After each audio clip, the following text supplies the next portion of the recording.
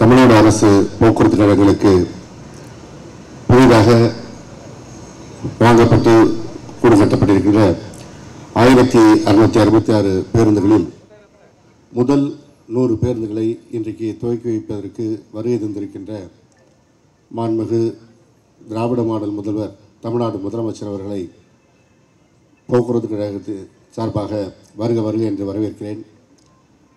நிகழ்ச்சியில் கலந்து கொண்டு சிறப்பித்துக் கொண்டிருக்கின்ற மரியாதைக்குரிய தலைமைச் செயலர் அவர்களையும், மாண்புமிகு இந்து சமய அறநிலையத்துறை அமைச்சர் மரியாதைக்குரிய அண்ணன் சேகர் பாபு அவர்களையும், மரியாதைக்குரிய போக்குவரத்துறை செயலர் அவர்களையும், வணக்கத்திற்குரிய சென்னை மேயர் அன்பு சகோதரி பிரியா அவர்களையும், மாநகர போக்குவரத்து கழகத்தின் மேலாண் இயக்குனர் அவர்களையும், தொழிற்சங்க பேரவை பொருளாளர் நடராஜன் அவர்களையும் மற்றும் அரசு அலுவலர்களையும், போக்குவரத்துறை தொழிற்சங்கத்தின் பிரதிநிதிகளையும், துறையுடைய அலுவலர்கள் ஊழியர்கள் அனைவரையும் வருக வருக என்று வரவேற்கிறேன்.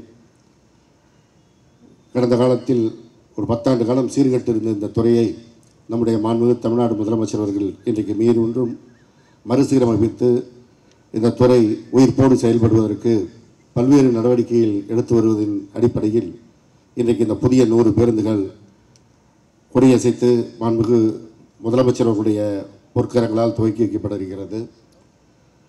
இந்த ஊழியர்களுடைய ஊதிய உயர்வுக்காக நடைபெற வேண்டிய ஊதிய ஒப்பந்த பேச்சுவார்த்தை கூட கடந்த ஆட்சி காலத்தில் உரிய காலத்தில் முடிக்கப்படாமல் இருந்ததை மாண்புமிகு தமிழ்நாடு முதலமைச்சருடைய காலத்தில்தான் சிறப்பான முறையில் பேசி முடிக்கப்பட்டு அந்த ஊழியர்களுடைய கோரிக்கையான பே மேட்ரிக்ஸ் படி சம்பளம் வழங்கப்பட்டு 5% சம்பளமும் வழங்கப்பட்டது.